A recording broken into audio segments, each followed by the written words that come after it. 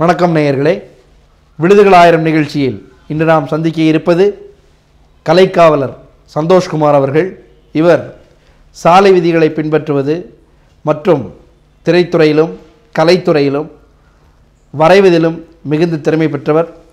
அந்த விடுதை இன்று சந்திப்பதில் நாம் பெருமை கொள்கிறோம்.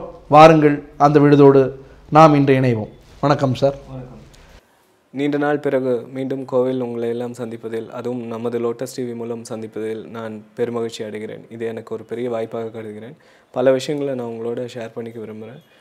முதல்ல இந்த ஊர் அப்படிங்கிறது, கோவை மண் அப்படிங்கிறது எல்லாத்தையும் வளர்த்து விட்டு பழக்கப்பட்ட மண், என்கரேஜ் செய்து அந்த விதத்தில் என்னையும் இன்று சென்னையில் ஒரு உறுதி பெற்ற மனிதனாக எல்லோருக்கும் தெரியும் வண்ணம் என்னை உருவாக்கியதற்கு கோவையில் பெரும்பங்கு வகிக்குது.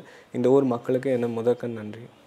வந்தாரை மற்றும் வாழ வைப்பதிலே வாழ வைத்து அனுப்புகிறது, வாழ வைக்க அனுப்புகிறது.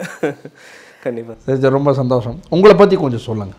உங்களுடைய பள்ளி படிப்பு, நீங்கள் என்ன பண்ணிகிட்ருக்கீங்க? அடிப்படையில் கோவை சேர்ந்தவன்.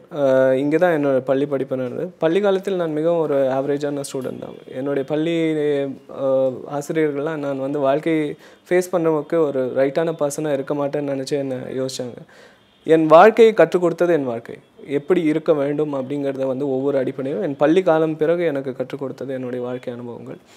அதில் ஒவ்வொரு விதமாக முன்னேறி என்னுடைய மெயின் ஆம்பிஷன்ஸ் நான் அட்டைன் பண்ணும்போது நான் ஒரு ஐடி இன்ஃபர்மேஷன் டெக்னாலஜி ஒரு பொறியியல் படிப்பு முடித்தேன்.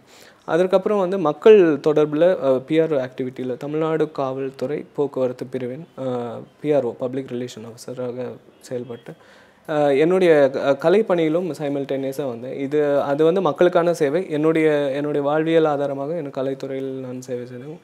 சீரியல்ஸில் நடிச்சிட்ருக்கேன், ஷார்ட் ஃபிலிம் பண்ணிகிட்ருக்கேன். இதனுடைய ஒரு பெரிய ஒரு வாழ்க்கை பயணமாக அதில் பார்க்கும்போது எனக்கு இப்போ டெல்லி இந்தியன் ரோட் காங்கிரஸ், மத்திய அரசாங்கம், சர்வதேச சாலைகள் சம்மேளனம், இந்திய சாலைகள் சம்மேளனம் மற்றும் நெடுஞ்சாலைத்துறையின் இணைப்பாக ஒரு 2 வருடங்களுக்கு முன்னால் ஒரு மிகப்பெரிய ஆய்வு நடந்தது. International conference and research on road safety. அது கோவையில் நடந்து முடிஞ்சதுக்கப்புறம் டெல்லியில் நடந்தது. நம்ம அதில் சர்வதேச சாலைகள் சம்மேளனத்திற்கு நெடுஞ்சாலை அமைச்சகம் மூலமாக சாலை பாதுகாப்பை பற்றிய குழந்தைங்களுக்கான, அதாவது நெக்ஸ்ட் ஜெனரேஷன் சேஃப்டி அப்படிங்கிற ஒரு டாபிக் அது ஆய்வுக்காக விடுக்கப்பட்டது. அதில் நானும் என்னுடைய இன்னொரு ஆத்தரும் செலக்ட் ஆனோம், பிரசன்ன லக்ஷ்மி அப்படின்னு சொல்லிட்டு.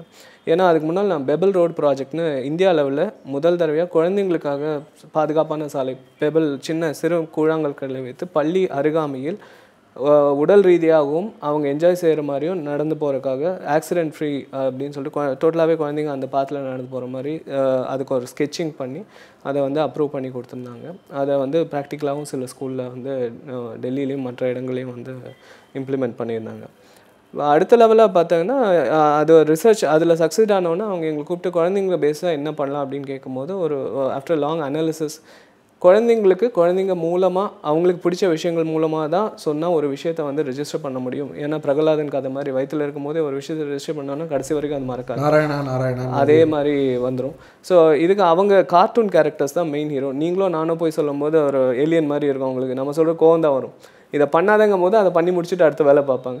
ஸோ அவங்களுக்கான அந்த கார்ட்டூன் கேரக்டர்ஸ், அந்த கதாபாத்திரங்களோட அவங்க நாள் அடைவிலும் அவங்க விரும்புகிற கேரக்டர்ஸோட ட்ராவல் பண்ணணும். அந்த புக்கை அவங்க பர்மனெண்ட்டாக வச்சுக்கணும். அதுக்கு ஒரு புக் கான்செப்ட் க்ரியேட் பண்ணணும்னு சொல்லி நம்ம இந்தியன் லெவலில் அந்த புக் ஹாப்பி ஜேர்னி, ஆனந்தமான பயணங்கள் அப்படிங்கிற ஒரு தலைப்பில் நம்ம பண்ணியிருக்கோம். இதை புக்கோட ஸ்பெஷாலிட்டி என்னென்னா, இது எல்லா குழந்தைங்களுக்கும் 4 முதல் 9 வயது உள்ள குழந்தைங்களுக்கு இது கம்ப்ளீட்டாக ஃப்ரீயாக வருது. எல்லா லாங்குவேஜ்லேயும் பண்ணுறோம். இதை ஃபஸ்ட்டு 25 ஜூலை 2014 அன்று சென்னையில் மரியாதைக்குரிய மேயர் அவர்கள் துவக்கி வைத்தார். அதன் பிறகு இதை ஒவ்வொரு டிஸ்ட்ரிக்ட்லேயும் கோவையில் மதிப்பிற்கும் மரியாதைக்கும் உரிய காவல்துறை ஆணையர் திரு ஏ.கே. விஸ்வநாதன் அவர்கள் இந்த ஃப்ரீ இஷ்யூவை ஸ்டார்ட் பண்ணி வச்சாங்க. இது ஏன் இந்த ஃப்ரீ இஷ்யூ ஏன் இந்த மாதிரி பண்ணணும் அப்படின்னா, இந்திய அளவில் for the public welfare by the public, அதாவது மக்களின் நலனுக்காக மக்களால் செய்யப்படும் இந்த ப்ராஜெக்ட் அரசாங்கத்தின் ஆசையுடனும் ஆதரவுடனும் நடந்து கொண்டு இருக்கிறது. இந்த மாதிரி ப்ராஜெக்ட் இதுக்கு முன்னால் எங்கேயுமே வந்தது கிடையாது. ரொம்ப மகிழ்ச்சி சார். நீங்கள் இந்த தமிழ்நாடு காவல் பிரிவில் இந்த டிராஃபிக் வார்டன் அப்படின்னு சொல்கிற பிரிவில் நீங்கள் இருந்துட்டுருக்கீங்கன்னு சொல்கிறீங்க. அந்த பிரிவின் மூலியமாக இது பண்ணுறீங்களா, இது உங்களுடைய ஓன் கிரியேஷன்ஸ்? இல்லை, அதாவது அதில் என்னுடைய பணிக்காலத்தில் நான் நிறைய வளர்ச்சிக்காக சாலை பாதுகாப்பு வளர்ச்சிக்காக பணி செய்தது உண்டு. இது என்னுடைய தனிப்பட்ட முயற்சியில் சர்வதேச சாலைகள் சம்மேளனம், இந்திய சாலைகள் சம்மேளனம் மற்றும் நெடுஞ்சாலைத்துறை அமைச்சகத்தின் சார்பில் செய்யப்பட்ட முயற்சி. ரொம்ப மகிழ்ச்சி சார். இந்த பெருகி வர்ற இந்த சாலை விபத்துகள்னு பார்த்துட்டா அதிகப்படியாக பார்த்தீங்கன்னா இந்த 2 சக்கர வாகனங்கள், 2 வீலரில் போய் வந்து நிறைய பேர் இறக்குற அந்த சம்பவங்கள் தொடர்ந்து நடந்துகிட்ருக்கு. வந்து கல்லூரி மாணவர்கள் வந்து அடிக்கிறாங்க, சாகிறாங்க அப்படின்னு. அதேமாதிரி பெரிய பெரிய வாகனங்கள் கூட அசட்டுத்தனமாக அசுர வேகமாக சென்று வந்து சாலை விதிகளை மறக்காமல் போய் இறந்துடுறாங்க. இவங்களுக்காக நீங்கள் என்னென்ன விழிப்புணர்வு பிரச்சாரங்களில் ஈடுபட்டீங்க?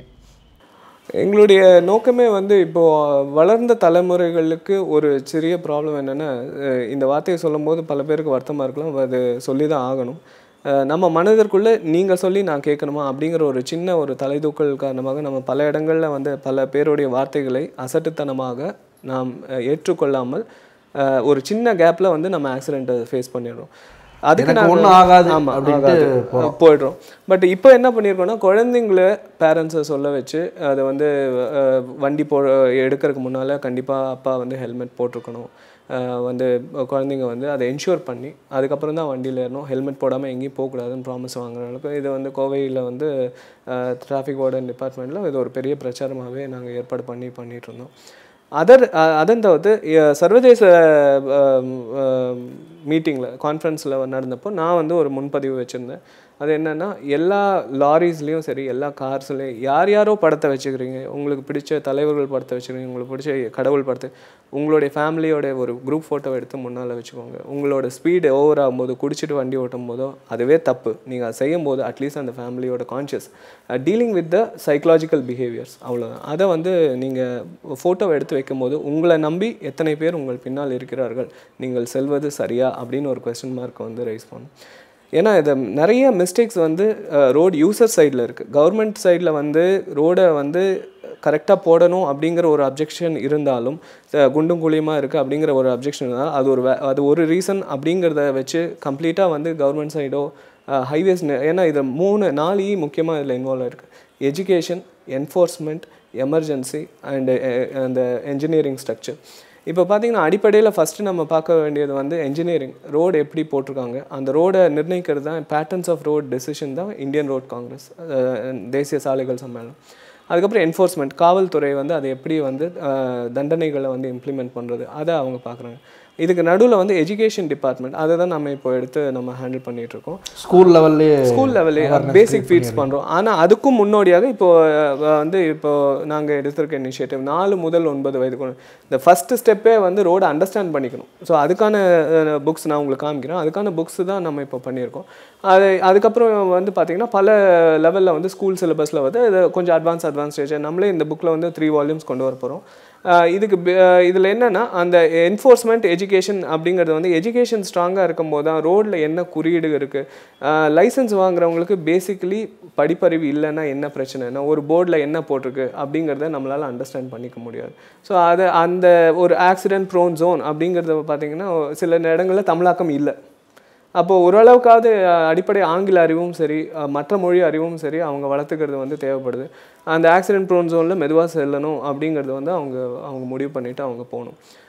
ஸோ அந்த விஷயத்தை வந்து நம்ம கான்ஷியஸ் பண்ணணும். கொஞ்சம் படிப்பறிவை அவங்க ஏற்றுக்கணும். இதுக்கு எலிஜிபிலிட்டி லெவல் கொஞ்சம் ரிவைஸ் பண்ணணும்.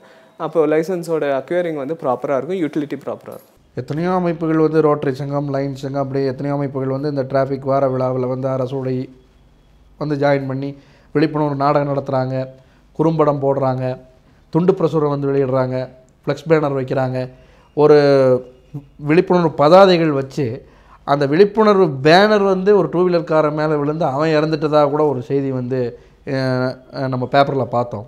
இந்த விதிமுறைகள் மீறிய இந்த பேனர்கள், ஹோர்டிங்ஸு, இதனால் பல விபத்துகள் ஏற்படுது. இதை அரசு எந்த மாதிரி இதை வந்து கையாளுது? இப்போ வந்து அந்தந்த மாவட்ட ஆட்சித்தலைவர்கள் சொல்கிறாங்க இந்த மாதிரி ஹோர்டிங்ஸ், பேனர்லாம் வைக்கக்கூடாது அப்படின்ட்டு. இருந்தாலும் அதையும் மீறி சில இடங்களில் விதிமுறைகள் மீறல் இருக்குது. இதை வந்து சொல்ல வேண்டியவங்களே அவங்க அதை செய்கிறாங்க.